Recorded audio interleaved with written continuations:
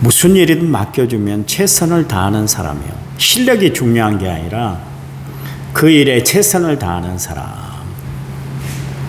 또 가식 없이 진심으로 사람을 대할 때 그 사람은 참 가까이 하고 싶어져요. 그리고 남을 높일 줄 알고 나를 겸손히 낮추고 살아가는 사람. 이런 사람을 보면 목사인 내가 고개가 숙여지기도 합니다. 한 번 마음 주면 변함이 없는 사람 있잖아요. 그래서 사람이 사람에게 줄 수 있는 최고의 선물은 변함없는 마음이다 그랬습니다. 여러분, 변함없는 사람이 좋더라고요. 변함없는 사람이 돼야 돼요. 하나님이 가장 좋아하는 사람이 있어요. 어떤 사람인가? 하나님 성품을 닮은 사람인데요. 겸손과 순종의 사람이에요. 여러분, 나는 정말 하나님 앞에 겸손하게 살아가고 있는가? 나는 주의 말씀에 순종하고 살아가고 있는가? 한번 살펴봐야 될 줄 믿습니다. 새는 두 날개를 가지고 날아가게 돼 있잖아요. 어느 한쪽이라도 날개를 잃게 되면 그 새는 더 이상 비상할 수가 없습니다. 날아다닐 수가 없는 거예요. 마찬가지입니다. 왜 그렇습니까? 균형을 잃어버렸기 때문에 날아갈 수가 없는 것이죠. 성도의 두 날개가 있습니다. 그것은 겸손과 순종이에요. 이 두 날개가 있어야 우리가 신앙생활을 바로 할 수가 있는 것입니다.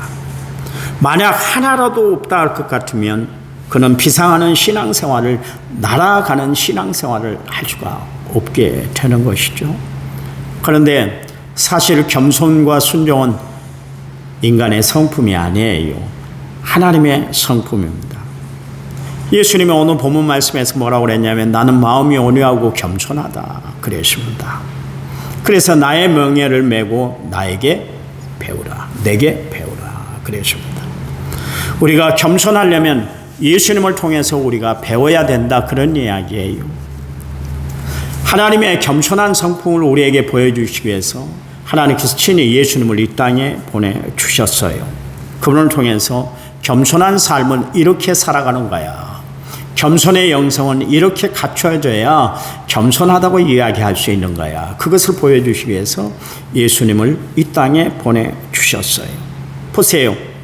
예수님은 얼마나 겸손하셨던지 하늘의 찬란한 영광을 버리고 낮고 천한 몸으로 이 땅에 오셨잖아요. 오셨을 때 어떻게 오셨던가요? 저 베들레헴 말구육간에서 태어나셨던 것을 알 수가 있습니다. 또한 주님은 얼마나 겸손하셨던지 십자가를 지시기 위해서 예루살렘 성을 올라가실 때 겸손하신 예수님은 나귀를 타고 입성하셨다 그랬습니다. 또한 예수님은 겸손하셔서 수건을 허리에 동이고 그 제자들 발 앞에 무릎을 꿇고 제자들의 발을 깨끗하게 씻어주셨던 것을 알 수가 있습니다. 그러니 예수님은 겸손 그 자체였던 것을 알 수가 있습니다. 예수님은 하나님의 뜻에 순종하시기 위해서, 구원의 십자가를 지시기 위해서 하나님 말씀, 하나님 명령 앞에 순종하셨던 것을 알 수가 있습니다. 겟세마네 동산에 올라가서 기도하실 때 땀방울이 핏방울이 되도록 그렇게 기도하실 때 할 수만 있거든 이 잔을 내게서 좀 옮겨주세요 그러면서 몸부림치면서 땀방울이 핏방울이 되도록 기도하셨잖아요. 그때 주님이 이내 마음을 고쳐먹고 내 뜻대로 마시고 주님 뜻대로 이루어지길 원합니다 그러면서 하나님께 순종했던 것을 알 수가 있습니다. 예수님은 십자가를 지신다는 것이 너무나 고통스러웠어요. 여러분, 십자가는 아무나 지는 것이 아니에요. 십자가는 누구나 질 수 있는 거 아니에요. 사명을 감당할 수 있는 사람, 믿음이 있는 사람만이 십자가를 질 수가 있는 거예요. 예수님이 어떻게 하셨어요? 십자가 앞에서 그렇게 몸부림치다가도 이내 하나님 명령, 하나님의 미션 앞에 그분이 순종했던 것을 알 수가 있습니다. 십자가의 완성을 이루기까지 예수님은 하나님의 뜻을 이 땅에 이루었던 것을 알 수가 있습니다. 예수님은 십자가를 지심으로 말미암아 순종의 삶이 어떤 것인가를 우리에게 보여주셨던 것을 알 수가 있어요. 여러분, 인간은 원래 순종하고 겸손하고는 거리가 먼 존재였습니다. 여러분, 최초의 인간인 아담이 하나님께 명령을 받았잖아요. 동산 한가운데 있는 선악을 알게 하는 나무의 실과는 따먹지 말아라. 그것을 따먹으면 어떻게 된다고요? 옛날 성경에는 정령 죽으리라 그랬습니다마는 지금 우리가 개역 개정판에는 반드시 죽는다 그랬습니다. 보세요. 인간의 욕심, 인간의 그 욕망이 얼마나 컸던지 분명히 하나님께서 선악과를 따먹으면 죽어 그런 이야기를 했어요. 불순종이 죄고 죽음이라는 것을 분명히 주님께서 말씀하셨는데 불구하고 엄청난 하나님의 명령이 최초의 인간인 아담에게 주어졌는데도 불구하고 아담이 뱀의 유혹에 사탄의 유혹에 빠졌던 건 뭡니까? 너가 그 열매를 따먹으면 하나님같이 되는 거야. 눈이 밝아져서 하나님처럼 돼. 사리분별을 다 하게 되고 너가 못할 일이 없어. 그렇게 유혹하니까 그 유혹에 확 하고 넘어가 버린 거예요. 왜냐하면 하나님과 같이 되려는 그런 교만한 마음 때문에 그랬습니다. 그래요. 아담의 피, 아담의 DNA를 물려받은 우리도 역시 마찬가지로 여러분, 예수님을 만나기 전엔 절대로 겸손해질 수가 없어요. 인간의 특징은 뭡니까? 남들보다 좀 더 가지고 있다든가 그러면 그것을 가지고 의시되고 또한 살아가고 있습니다. 얼굴이 좀 이쁜 사람은 이쁜 얼굴 때문에 그렇게 남 앞에서 그렇게 당당하게 살아갑니다. 남자들도 잘생기면 그래, 몸이 좋으면 그것 가지고 굉장히 의시되고 그렇게 살아갑니다. 또 남들보다 더 많은 재산을 갖고 있다든가 또 재주를 가지고 있으면 그것 가지고 사람들은 거들먹거리고 그렇게 살아가는 것을 알 수가 있습니다. 운동도 보니까 잘하는 사람들은 조금 그것 때문에 교만해지는 것을 볼 수가 있습니다. 사람들은 별 자랑거리를 가지고 자신의 그 몸에 그 교만의 옷으로 덧입고 그렇게 살아가고 있는 것을 알 수가 있습니다. 그래요. 사람들은 그래요.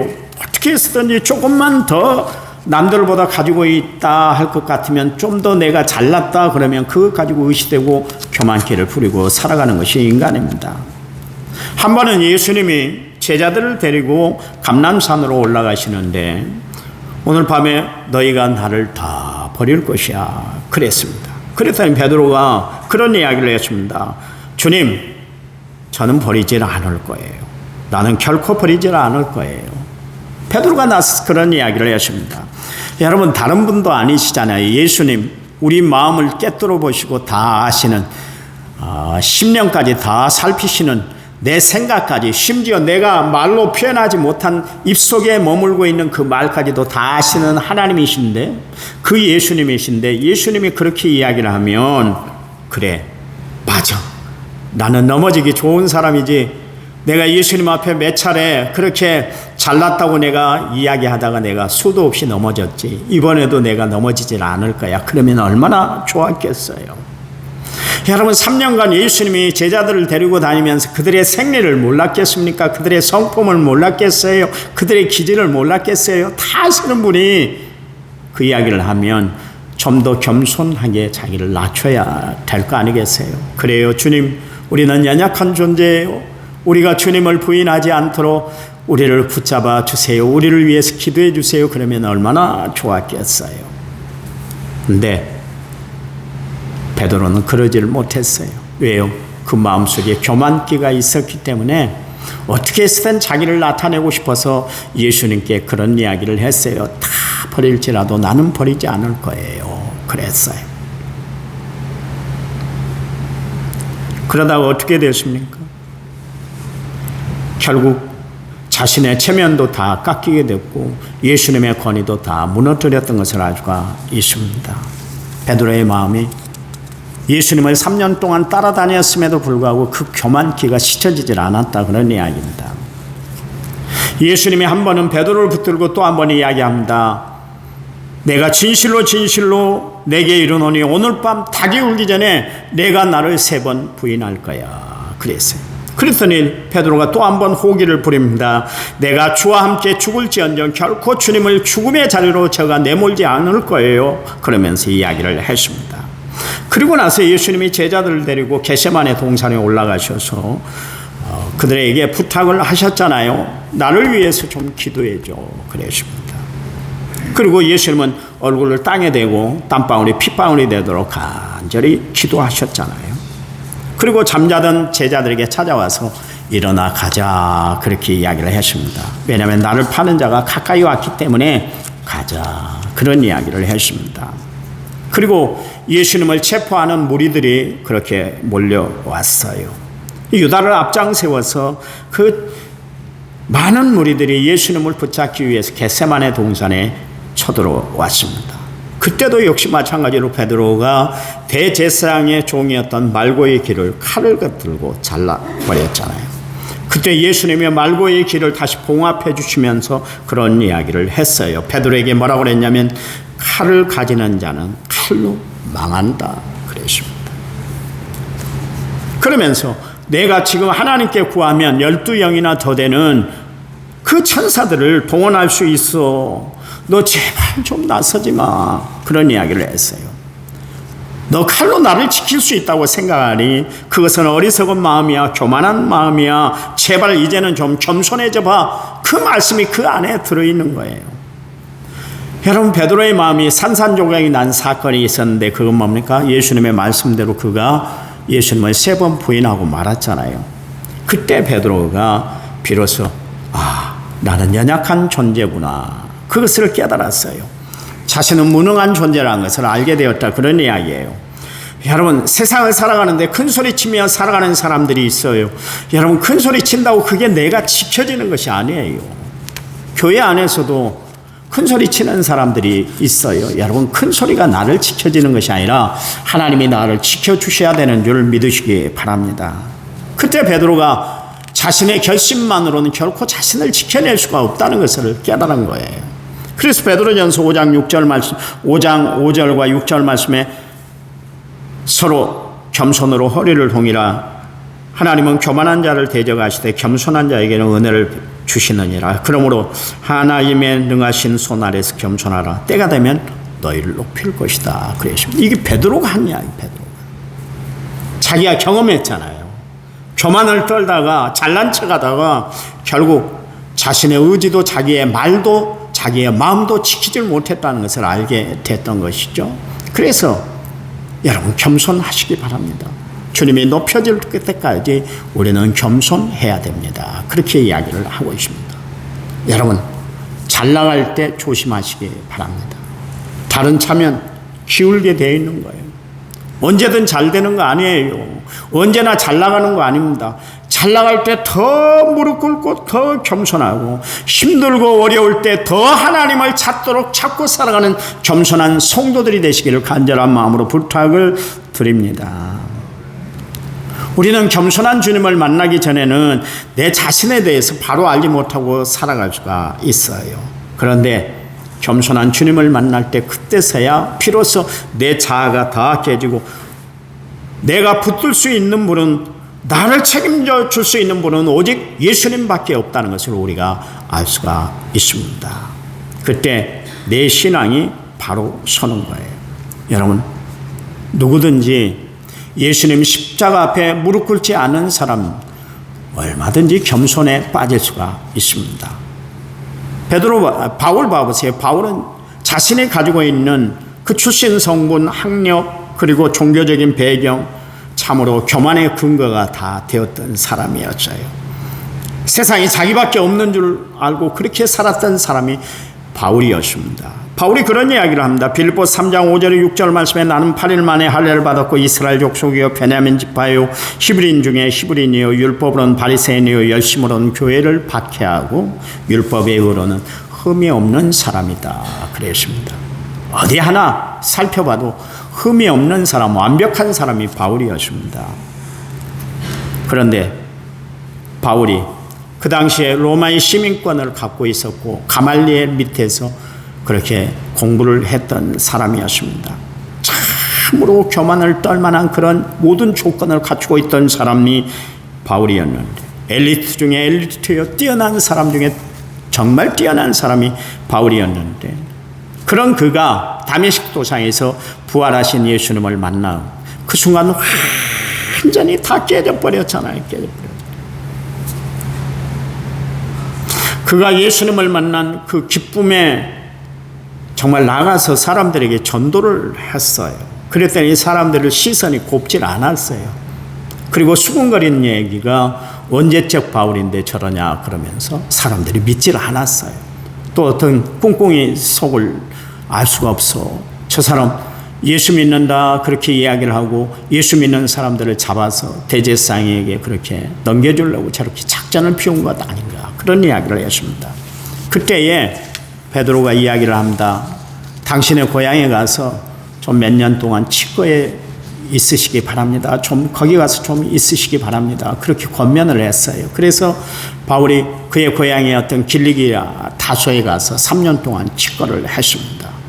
거기서 자신이 다메섹 도상에서 만난 예수님이 정말 참 예수님, 진리 되신 예수님인가, 생명 되신 예수님인가, 구원자 되신 메시아인가를 바로 알게 됐어요. 그리고 나서는 십자가 앞에 완전히 자신을 굴복시키고 말았잖아요.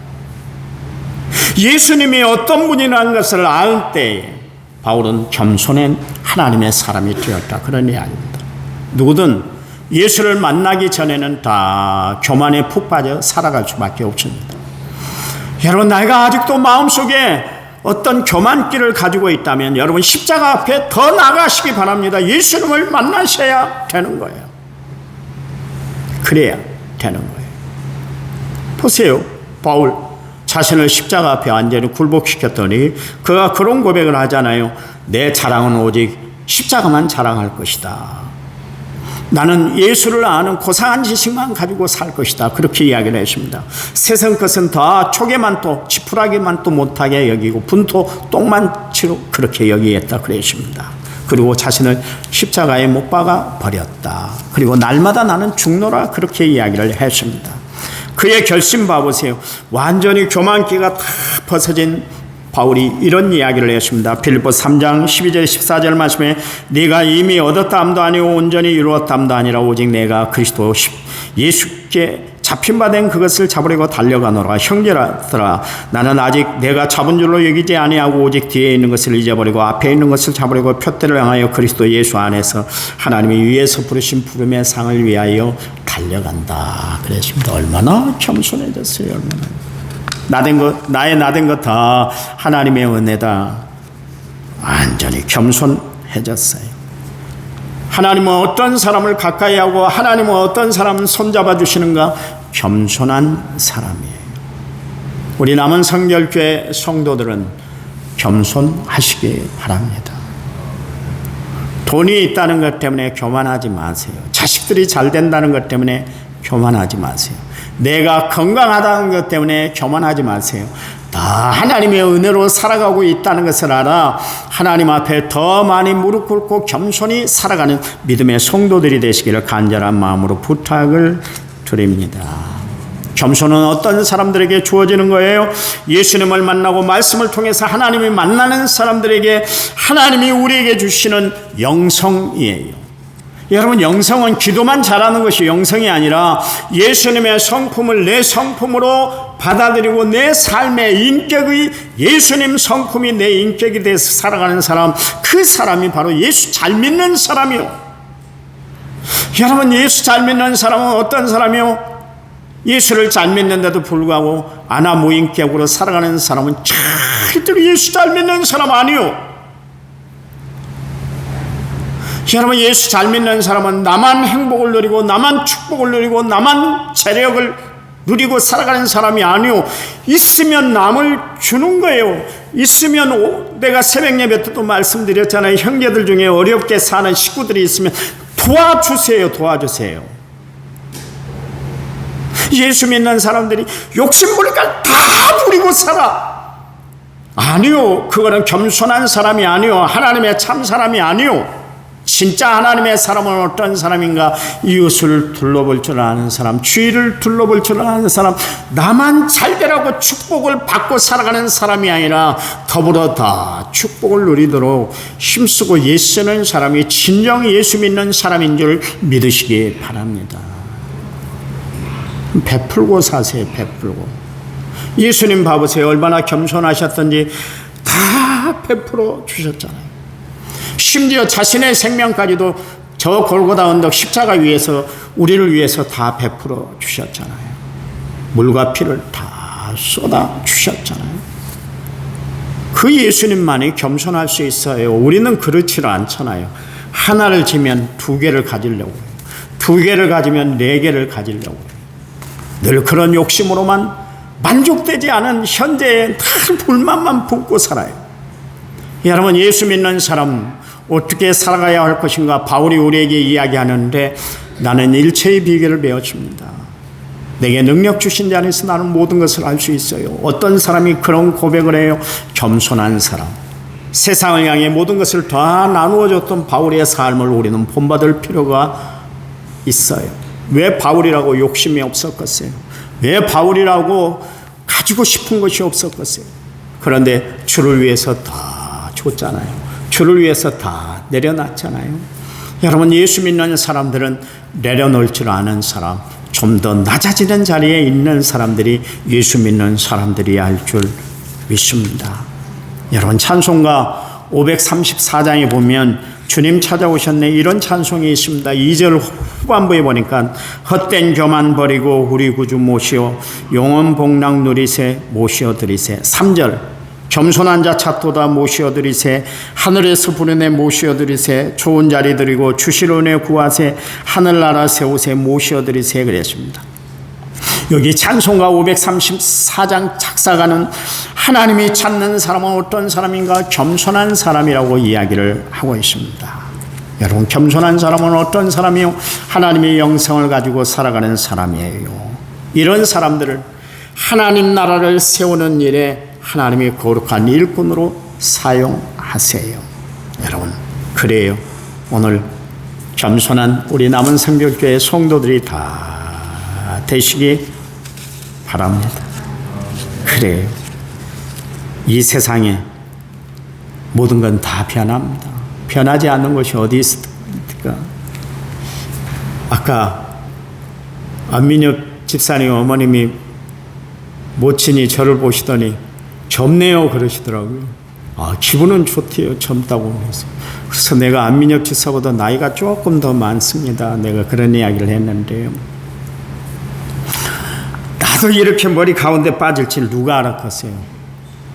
요 앞에 이발소 가면은 늘 속았어요. 그 아저씨가. 목사님 머리가 너무 많아요. 속아야 돼요. 그럴 정도로 그랬는데 60 딱 넘으니까 머리가 다 가운데가 빠집니다. 그래요. 그게 세월을 붙잡을 수 없는 것이 우리 인생 아닙니까? 젊어 보인다 그러지만 아니요. 다 늙었어요. 조금만 걸어가도 숨이 막히고요. 조금만 걸어가도 피곤한, 그게 나이 든 사람들에게 있는 현상이에요. 당연한 거예요. 봐보세요. 우리의 겉모습이 다 변하잖아요. 세상에 남원이 안 변한다 이야기를 합니다. 진짜 안 변한 데가 남원입니다. 제가 여수를 가려면 꼭 남원을 거쳐서 가는데 꼭 우리 교회를 거쳐서 절이 옛날에 가던 길입니다. 지금이야 저쪽 외곽도로가 뚫렸습니다만 옛날에는 이 도시를 관통해야 저 여수를 가는 길, 굴에 넘어가는 길로 항상 넘어가는데 이 길은 늘 봤던 길이에요. 근데 안 변했어요. 그런데 안 변했나요? 30년, 40년이 지났는데 안 변했나요? 변했어요. 남원도 아파트가 들어서고 변했어요. 다 변해요. 세상 변합니다. 심지어 그 자리에 가만히 있는 나무도 변하게 돼 있어요. 세월이 가면 변해요. 그런데 몇십 년 예수를 믿었는데도 불구하고 변하지 않는다는 것, 분명히 뭐가 문제가 있는 거 아니겠습니까? 그렇잖아요. 기억하세요. 나를 평안할 수 없는 복음은 복음이 더 이상 복음이 아니에요. 내가 복음 앞에 서 있나? 여러분 다시 한번 살펴보시기 바랍니다. 여러분, 세상이 변하는 것처럼 나도 변해야 될 줄 믿습니다. 어떤 사람으로 변해야 될까요? 겸손한 사람으로 변화가 되시기 바랍니다. 오늘부터 우리 남은 성결교회 모든 성도들은 누구를 보든지 간에 90도 각도로 다 인사하세요. 처음 본 사람은 가까이 다가가서 다정하게 인사를 하시고 그래야 되는 거예요.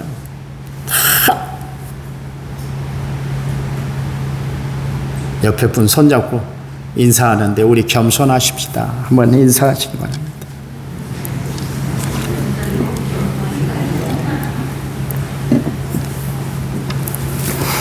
기도합니다. 하나님 감사합니다. 우리를 향한 하나님의 사랑, 주의 은혜를 기억하는 저희들 되게 도와주시옵소서. 우리가 주님의 겸손한 성품을 닮아가는 삶이 되도록 도와주시옵소서. 예수님 이름으로 기도했습니다. 아멘.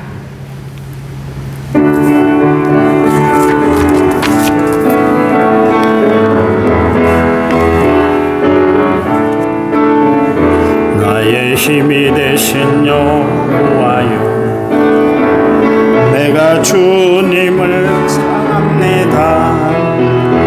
그는 나의 반석이시며 나의 요새시라. 그는 나를 건지시는 나의 주, 나의 하나님, 나의 피할 바이시요 나의 방패시라. 나의 하나님, 나의 하나님, 구원의 불이시요 나의 산성이라. 나의 하나님, 나의 하나님, 그는 나의 여호와, 나의 구세,